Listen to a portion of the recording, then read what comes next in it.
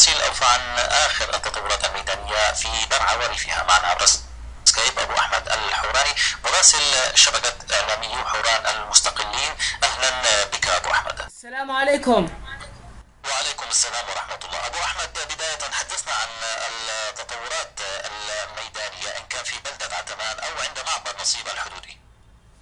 نعم أخي، بداية في بلدة عتمان، حيث اليوم جرت اشتباكات عنيفة بين الجيش الحر وقوات النظام على جبهة البلدة، فيما قامت قوات النظام باستهداف بلدة عتمان بغارات جوية، وأيضا أدت لدمار هائل في منازل المدنيين، وأيضا استهدفت بلدة عتمان بقصف مدفعي من قبل قوات النظام، بالانتقال أيضا لبلدة الشيخ مسكين اليوم التي تستهدف بحملة شرسة من قبل النظام الأسدي. اليوم قام النظام بطيرانه المروحي باستهداف بلدة الشيخ مسكين ببرميلين متفجرين، وأيضا قامت قوات النظام على طريق إزرع بحرق أحد منازل المدنيين هناك وطرد الأهالي من بيوتهم.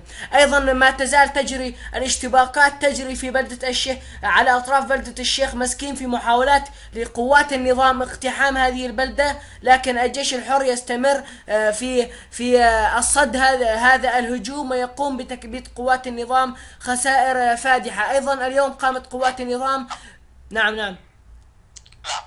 ماذا عن التقدم للجيش الحر على باقي الجبهات؟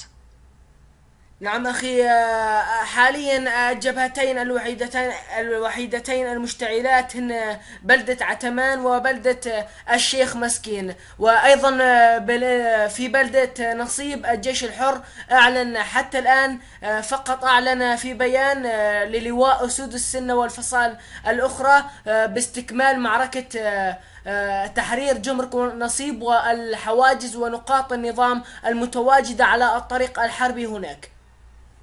نعم. أبو أحمد الحوراني مراسل شبكة إعلامي حوران